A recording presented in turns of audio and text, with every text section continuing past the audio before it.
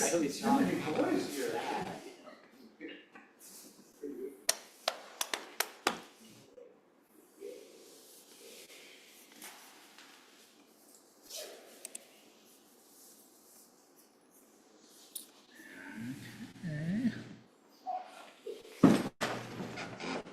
And we're live. Welcome everyone to the 4th annual Rebel Satori World AIDS Day reading.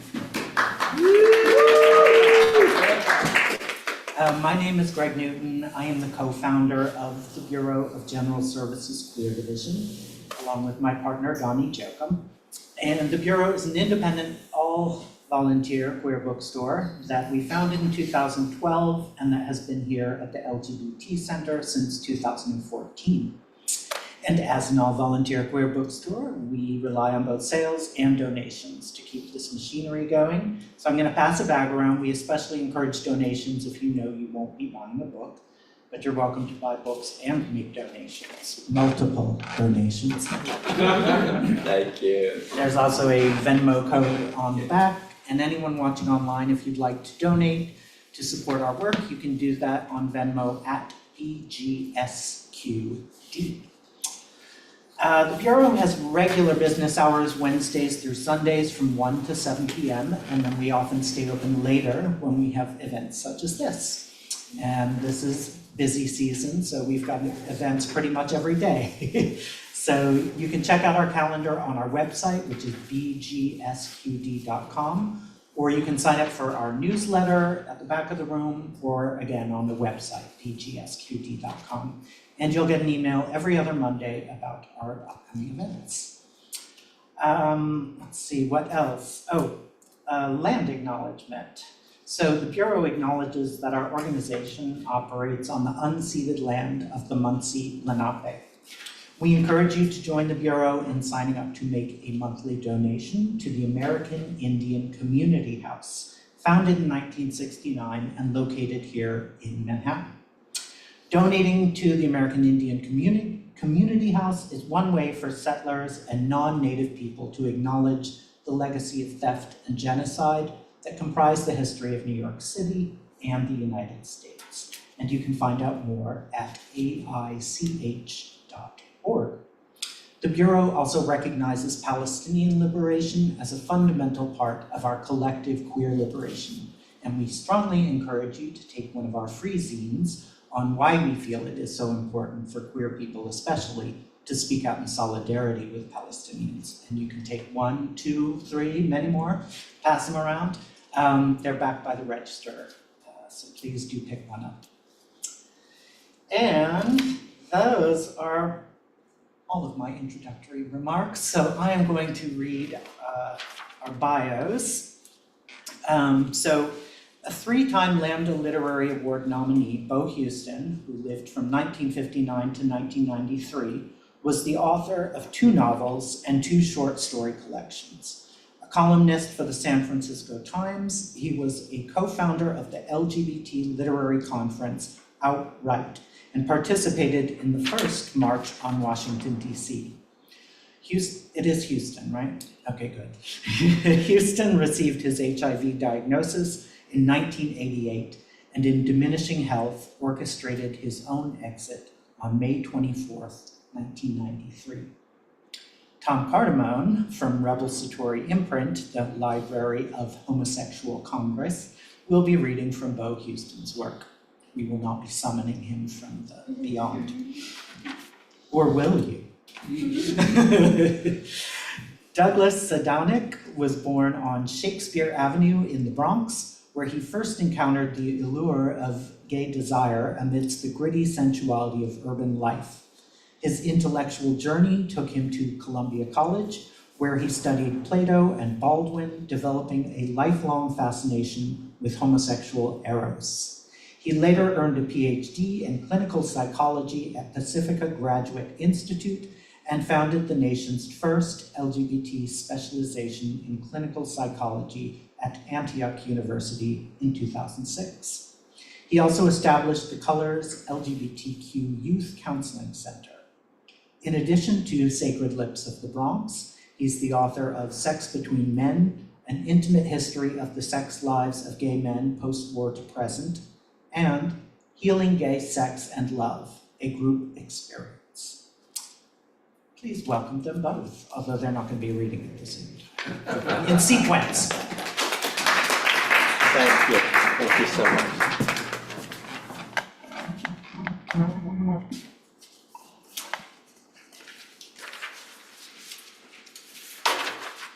Can everybody hear me? This good? Thank you. Definitely a huge thanks to Greg and Donnie at the Bureau for having us. This is our 4th year in a row. It is an honor to be publishing our 4th title in our World AIDS Day series. I'm going to be reading from Beau's last novel. I'm very happy to say that his partner is joining us silently on streaming. Hey Dan, thanks for joining us, and thank you for the beautiful introduction in this new edition. I'm going to read a segment of that. Oh, and I should also say thank you very much to our publisher, Sven, who has made this possible. Oh, and before I start, I'm so sorry. Douglas, I was talking to Greg while we were getting ready. I don't think I ever told you your book, Sacred Lips, which we are reprinting and releasing into the world today, was the first gay novel I ever owned, 1998.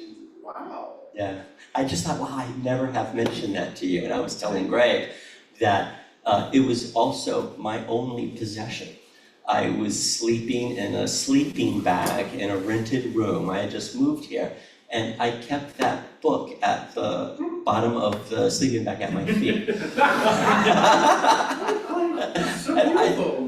I realized the other day, I think I haven't told you that. So thank you. That book was a diving board for a lot of adventures. Back to Beau. In the late afternoon of this bruised, breathless day, I found myself further downtown, just near the porno place. I stood outside for a few moments, gazing absently at the photos in the window, peeking through the door, casual. A bus honked. A man down the street was yelling at a vendor. I pushed through the door, glass painted black, and there was a familiar jingle sound. An old man with crossed eyes and a white beard was seated behind a counter. I handed him $2 bills and he gave me a stack of gold tokens. I nodded to him. I cupped the tokens in my hand, rattled them, smoothed them with my thumb. The front room where the merchandise is on display is brightly lit by buzzing fluorescent tubes overhead. Metal racks and glass cases exhibit dildos of every shape and color, huge ones with thick veins, monster dicks wrapped in cellophane. There's a variety of lubrication, condoms, oils, and instruments, rubber, whips, handcuffs. This sort of paraphernalia doesn't interest me much. I'm too conventional and old-fashioned, I guess. Then, along the walls are the magazines in separate sections. Regular straight porn, gay male porn, lesbian porn, transvestites, bondage, S&M, erotica, fetish. Here too, I show myself as rather pedestrian, passing directly to the rack of magazines for gay men, absorbing the familiar, now hardly tantalizing images of sneering blonde boys holding enormous erect dicks, muscles, posing, and the bright, colorful lettering of the great code words: heat, stroke, cadet, thrust, boy, hard, man, lust, sailor, suck, blow, come. At the back of the place is a doorway covered by a curtain and surrounded by a string of red blinking Christmas lights. I step through into the maze. It is a large room divided by movie booths which are constructed of cheap wood and crooked doors with simple hinges and handles. Above each door are signs, vacant and in use, respectfully lit blue or red. At first, it's pitch black. Then someone flares a match to light a cigarette, illuminating posters of naked men and those ominous, far-fetched signs. Only one person allowed per booth. They play a popular radio station, songs I don't know. It takes a few moments for my eyes to get adjusted. The ceiling is low, bulbs are embedded in the ceiling, but they don't really illuminate. They do not cast true shadows. They glow and beam, coloring the room dull orange. Under that light, the men's faces are pretty bronze. One cannot see the blemishes and lines. But to everyone here seems like they're wearing a wig. Hair seems shiny and fake. It's almost like candlelight, this light. As I always do, I move to a corner between two booths, vacant just then, a place from which the view is most inclusive. I lean back against the wall, my ankles crossed, one knee bent, hands in pockets.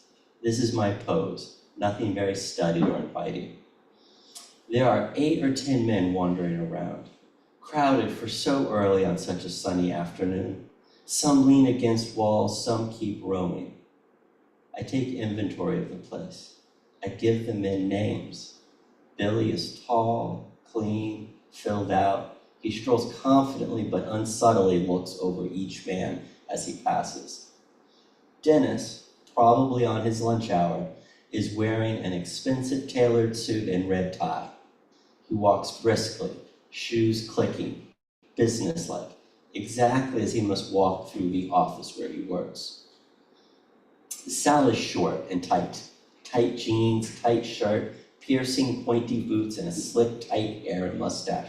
Lots of tight muscles. He can hardly walk, he waddles, and his head moves like a mechanical thing, right and left, scrutinizing, relentlessly arrogant. He looked me up and down, stared at my crotch, swaggered along the maze. There's one so tall he has to duck to enter through the curtain. I've seen him before and named him Connie. Slow-moving, very thin, styled blonde-colored hair. His collar is up, tassels on the shoes, and his big round eyes gaze down warily at the slim potential in the room. He stops at a booth, stands in an open doorway. He lights a cigarette and exhales a long, sharp cylinder of smoke above all of our heads. There are a few I just call Mr. These are older men, bespectacled, well-dressed. They look like they're shopping for sports shirts. They're furtive. They're lonely, I reckon. And then several I think of as kids with crazy hair, leather jackets, ripped jeans, cute butts. This activity for young boys is only a lark, capricious. It means nothing to them. What does it mean to me? My heart beats fast, like I've taken some drug, which must be what I like about the place. But I'm amused, too, watching the other men. Heads don't move, only the eyes. Everyone appears disinterested, almost serene. It's phony, of course. All of their hearts are going too. The static, tinny, piped-in music and shuffling. Then I look around and one of them is missing, Dennis or Sal or one of the misters. And off to the side, in the orange dimness, the doors closing softly. Contact. My own requirements for contact are many. This kind of casual sex is for me not at all casual. So much goes into finding the right man. There is the look, of course, but that is not so simple as mere size or hair color, the shape of a jaw, the walk, the profile. Eyebrows are important. The expression matters too. So many of these men have a turn at the corners of their mouths that signals desperation, pleading, some kind of ultimate importance to all of this. This attitude puts me off. I like to be able to at least imagine a man having a life outside of these cubicles, always from the codified postures, away from the codified postures and the droning blue light of porno movies. I need sexy, strong, handsome, someone unpredictable. It's the eyes, really. I like amused, intelligent, kind eyes. As a youngster in such places, in the context of temporary love, I was invulnerable and could take on any type of man. I enjoyed flaming content, something quick. These encounters only existed to be added to my history. I didn't feel them, I didn't care. Now though, even here, I need kindness. I A handsome, slender black man walked in with his hands in his pockets and made a quick tour of the place. He settled against the wall opposite me. He kept his head down. His hair was black, wavy. He was wearing tan slacks and a black jacket. It was so dark it was hard to know if he was looking at me or not. Then he opened the door to a booth, backed in, and left the door open. I waited a second, followed him. This silent etiquette, arranged so many years ago by an unknown, unsung choreographer, sometimes works just perfectly. He closed and latched the door behind me, plucked one of his tokens into the little slot, and the movie came on. We grabbed each other's crotches, kneading. It was silly. I was already bored. We took our jackets off and dropped them on the small bench. In less than a minute, the movie flickered off, and I put in one of my tokens. In the quick, dusty beam of the ancient projector, which barely lit our teeny dark space, I saw this man's eyes, dark and wide. I put my hand on the back of his head. I stroked his hair, his neck.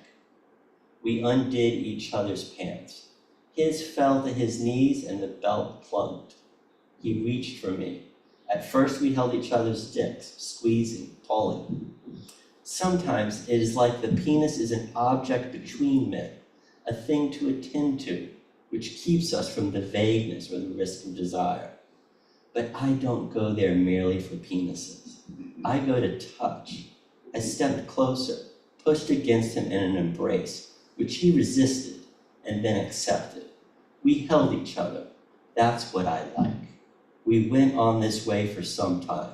I passed my hand over all of his body, between and under his legs. I touched his hard dick. It curved slightly to the right, and then I held his face in my palms, and we kissed a little. Finally, he started jerking himself off, staring at me, breathing hard. He said, "I'm close." His voice was high and soft. When he came on the floor, he grabbed my shirt sleeve tight, and with his fingers, I watched the top of his head, a shiny brown scalp through black curls. I came to, splattering on the wall. By this time, the movie had stopped again. The booth was very dark. We pulled up our pants, tucked in our shirts. I handed him his jacket and took my own. This arena, for whatever else it may give me or take away, is distinctly mine. It is comfortable. Here I can observe and know some touches of seduction, desire, diplomacy, privacy. An hour or so among these strangers tells me more, so much more about myself than I am able to learn at home. Home is a constant contest. I'm going to stop there. I'm going to say that we have to remember and we have to resist. Thank you.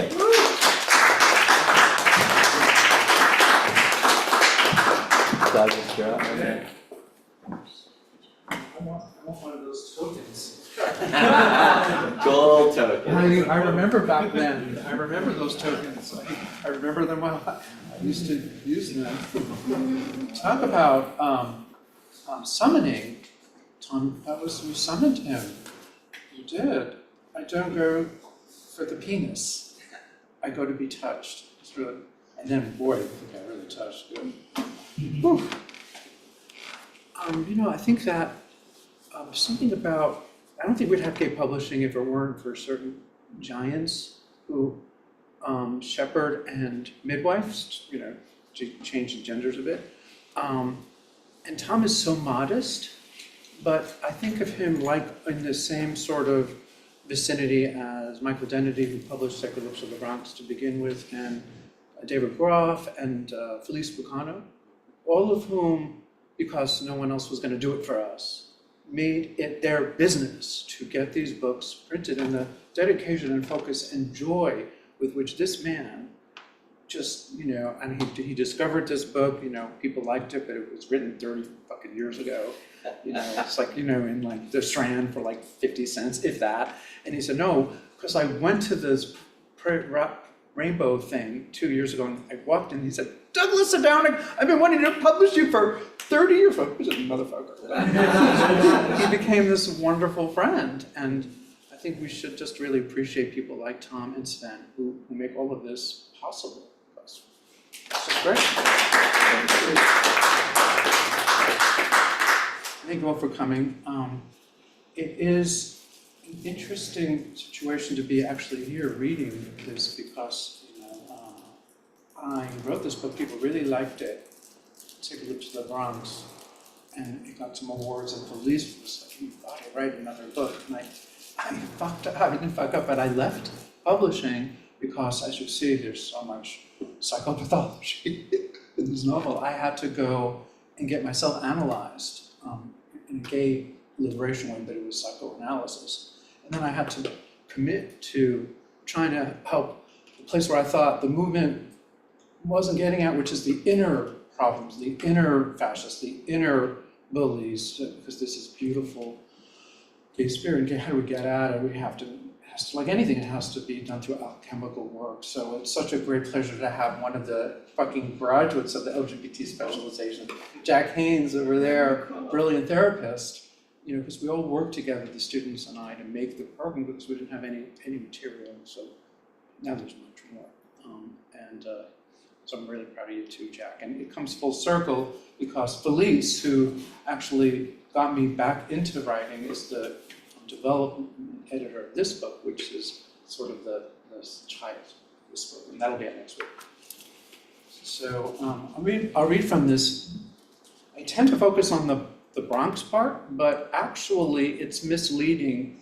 There's something mystical about the Bronx, and to redeem it from the homophobia, and to make it erotic, and to have the Jewish grandmother come back not as this, Vanessa to bless gay love. So, it's so nostalgic. But there's another story in this book, which is the AIDS portion. I was reading it today. I thought, ooh, because it's as if the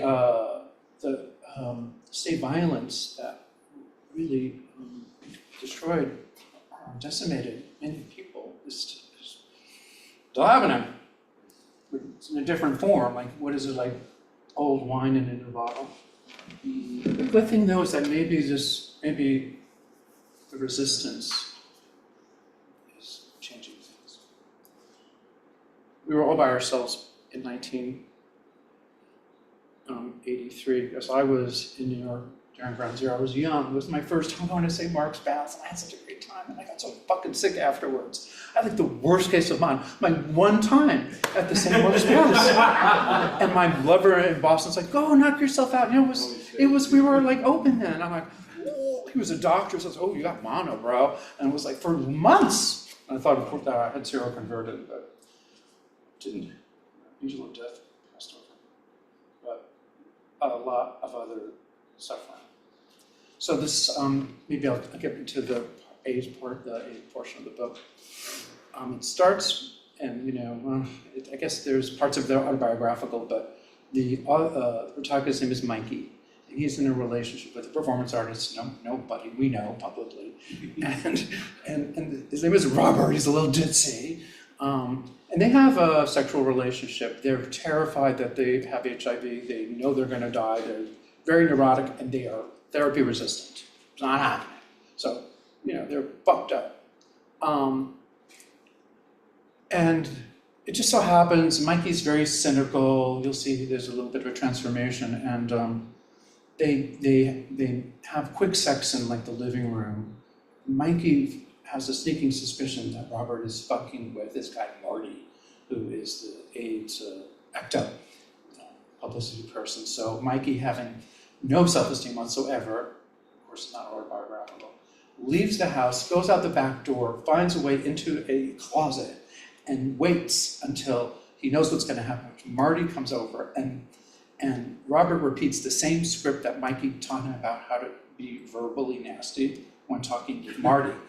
And Mikey's watching this whole thing, right? I think he even, anyway, I won't say the rest. So we're starting after that, and then there's a demonstration.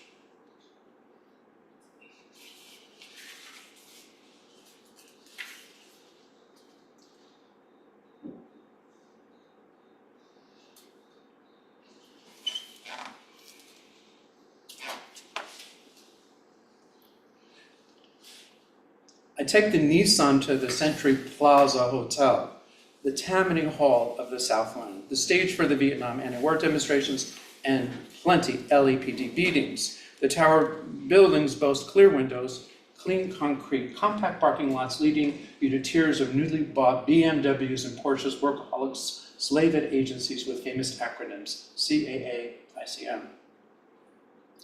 I have nothing against Century City or its noted hotel. I love a good landmark and a good bloodbath. I'm doing my best to stay calm. After all, the Century City Hotel is Republican territory. Tonight, ex-presidents will break bread and necks to raise money for the GOP. An approaching motor car smothers my Juan Gabriel ballad, You Don't Love Me Like I Love You. First, I see 5 then 10 then 20 motorcycles roaring in and out of the right and left lanes. 20 additional officers sit astride horses down the street. My heart quickens. I go for my trusty reporter's notebook, which is lying in the passenger seat. It's white and narrow. I look out the window and see a cluster of last-minute shoppers. By their looks, they mistake the growing din for an approaching parade. Santa's reindeer, midsummer, an unannounced white sale, Barbara Streisand and her son window shopping a rodeo drive. The traffic loosens for a moment. A shirtless teenager stands outside the entrance to the sock store. Just move quickly to action. I turn on Wilshire, and then like a drum roll, I hear, Fight AIDS! Fight AIDS! Fight AIDS! The sound of human rage draws you in. I turn into a parking lot. How long are you going to be? A Mexican parking attendant, an old man asks. An hour at least. The Century Plaza sits by itself, the semicircular tower of glass and chrome. Its front is a circular plot of grass and a fountain. I bypass the barricades. I take a secret route near Avenue of the Stars. A white couple run across the street, avoiding a run-in. There's this guy, his arms are jerking, his lips spew, fuck and shit, and Mary, you cheated on me. They're scared, this white couple. Silly, this guy wouldn't hurt a fly, or a liberal. It's John. Tonight he's memorizing lines. John Drummond, I say loud enough to distract the actor. I mean, Tahar. Yes. You and your black ass is scaring the poor innocent Century City white folk. He stops in his tracks, sighs at seeing me. He walks across the street in boot-stomping steps, looking out for speeding Honda Accords. Kaplan, John says. He plants a soft kiss on my lips. 2 women carrying purple shopping bags shoot us wide-eyed glances. I knew your husband, Robert, would be here, John says, but I never guessed that the Angelino would lower itself and cover an AIDS demonstration. Anything's possible, John, I say, especially after a little spray paint. John eyeballs me. I'm not supposed to know that John planned a demonstration against my newspaper when the Angelino dropped my AIDS column. I'm not sure why he arranged the action. I've never been a hero to these activists. He blows the subject off. Do you know what this particular demonstration is about, Mr. Kaplan? I explained that a certain Republican congressman sponsoring a bill that would make it a crime for people with AIDS to have sex is hosting a fundraiser for another Republican known to be undergoing investigation for making sexual advances to his male secretary. It's a chance for them to deflect attention to the real sex scandal, I say, and a chance for us to yell and scream into the cameras and convince ourselves we are doing something to stop AIDS. So it's like that, Mr. Reporter, he says. You know, for some people, AIDS activism is a matter of life and death. I'm sorry. No, you're not. I changed the subject. How's your poetry, John? Tahar, whatever the fuck your name is. John smiles. Not bad. The only problem is that I had to be hit with a terminal disease to write like my life depended on it. You don't have a terminal disease, I say. You have HIV. You don't even know if that causes AIDS. Who are you talking to, boy? 6 months ago, John buried his lover, Mark. We're now a block from the Century City Plaza Hotel. I do a quick head count. About 300 activists have gathered. Not bad. I see faces and behavior I recognize, and the leading activist whose black hair swirls in the Century City wind, Jose, various other people, banners, all people with AIDS are innocent, test drugs, not people. I'm so bored, I admit to John. He stops. He grabs me. Wait, he says softly, just wait. We walk over to a concrete stoop. 2 policemen jog past us. Mikey murmurs, you can call me John or Tahar, I don't care. The name Tahar is just an actor thing, but I'm very worried about you. I like the name Tahar. I say John is normal. Tahar has a voodoo-ish magical ring to it. What do you know about magic? He asks. I know a few card tricks. I have a few card tricks of my own. You should come over the house sometime.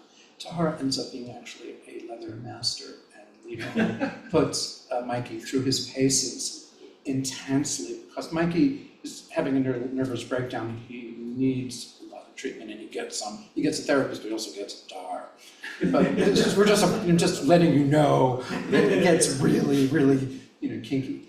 The last time I was in Tahar's house a year and a half ago, he called me, he mentioned something about leaving TV, he asked me to help him organize something. We called ourselves Fuck PC and Fuck Me. In a few months, Fuck evolved. John raised enough money to start a newspaper, Queer Blacktress. I volunteered now and then for Blacktress, writing articles for pay on subjects for which no one else would publish me. He'd call, "Thank you, it's your secret admirer."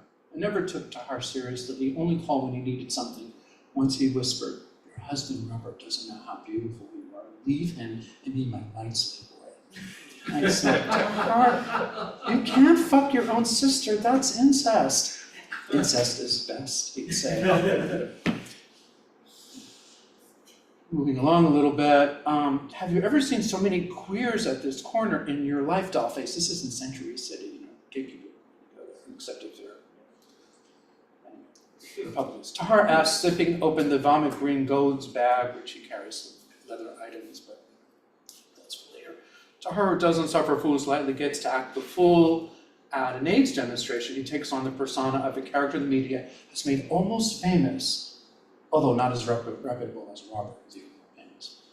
Tahar, the black bitch with AIDS, is what they call him. I've always, so Tahar, he puts on the Dolly Parton wig, presto. "Where's that photographer of yours?" he asks. "That white bitch is never around when I need him." More things, more demonstrations. He's screaming in his high heels, "Eddie Murphy, fuck me," he screams. "I should have been in that movie." The demonstration has begun to act a banner. Silence equals death, action equals life gets raised from 2 different rooftops. I look for a robber. I scan for my photographer. I see Tahar and another fellow in tattered pinstripe suit. Anne, who is the leading activist, doesn't like me. She nods at me abruptly. "Why don't you take this picture and get out of my fucking face?"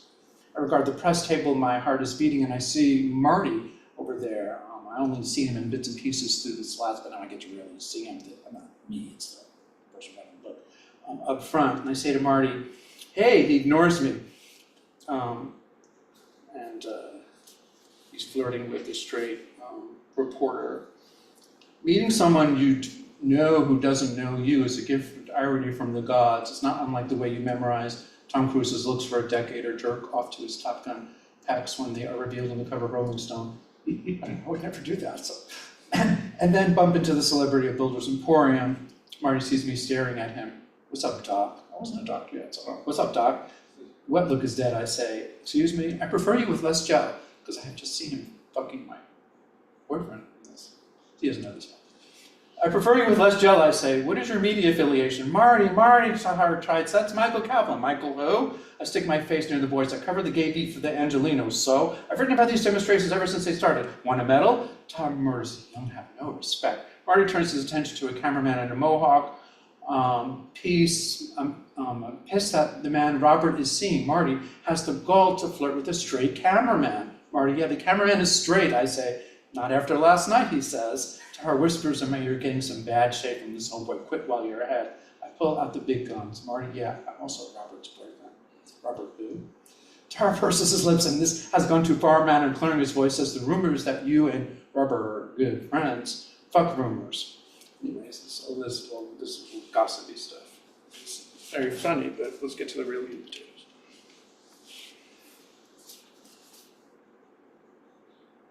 So while we're gossiping, there's pandemonium, whistles blowing, drums pounding, leather boots shuffling, crowd movements. Marty waves at Tahar, Tahar snapping in the direction of the rock as if to say, "Get yourself over there." Someone calls out to me, it's my photographer, heavyset, cranky, ready for work.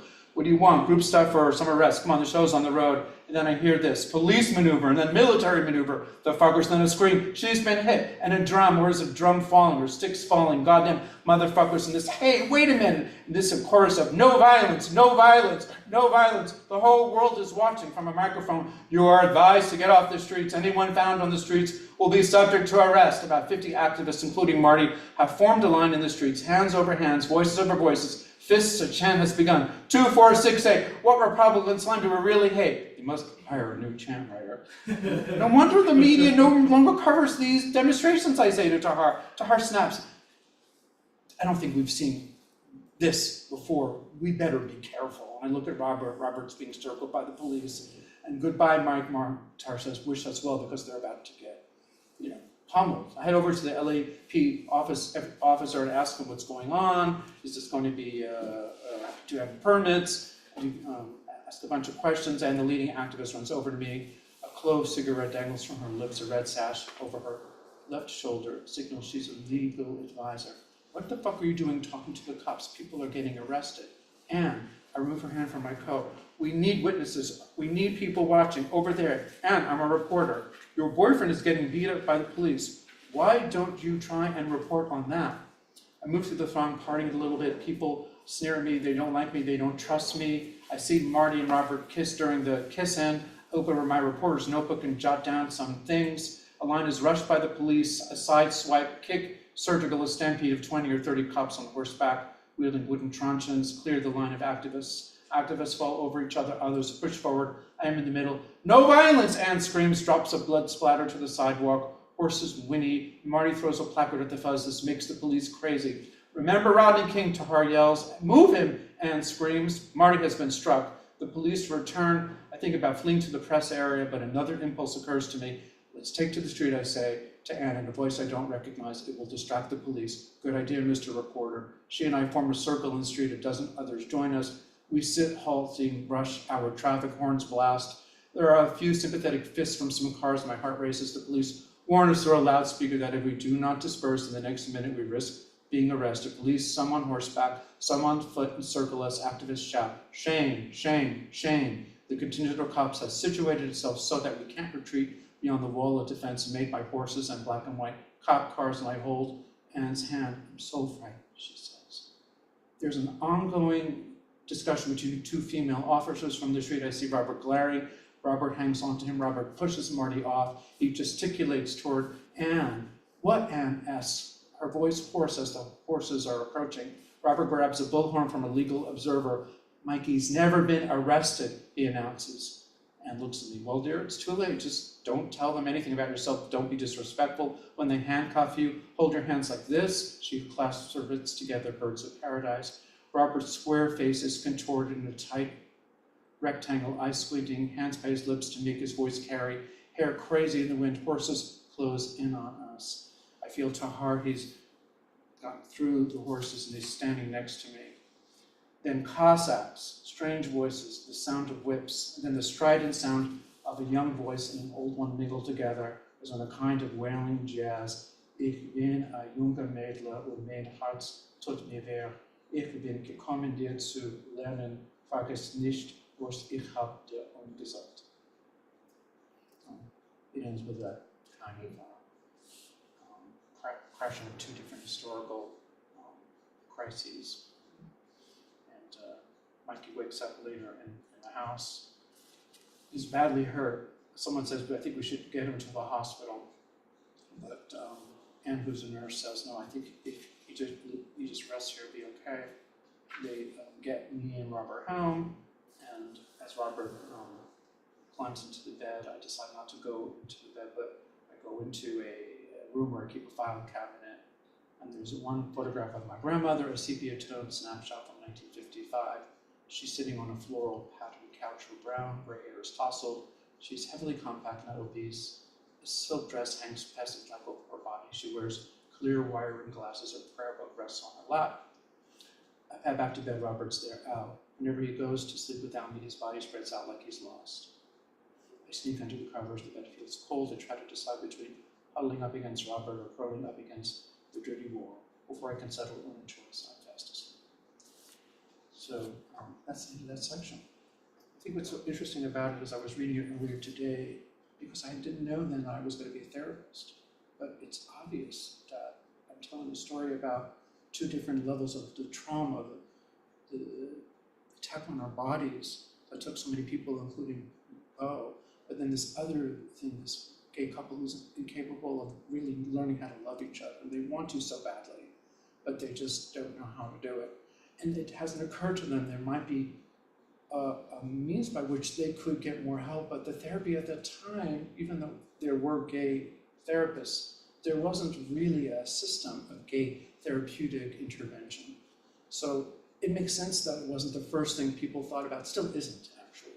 for many, many reasons, because this word therapy is not understood, and it's understood to be something alien, and the unconscious is not understood much. More importantly, I think what the book tries to do is say, oh, but there is an answer, and the answer is to fight AIDS, but also to get the help. So they don't figure out their love problem, Robert and Mikey, so much, but something interesting happens. Anyway, thank you so much for letting me share all this with you, because it really brought back a lot of memories. And thank you so much, Tom, for just doing all the work that you do. It's heroic. Beautiful, man.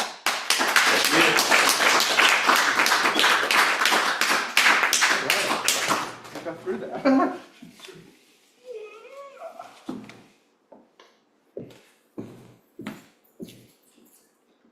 All right, thanks, folks. Books are for sale at the back. Thank you. And good night to our online audience.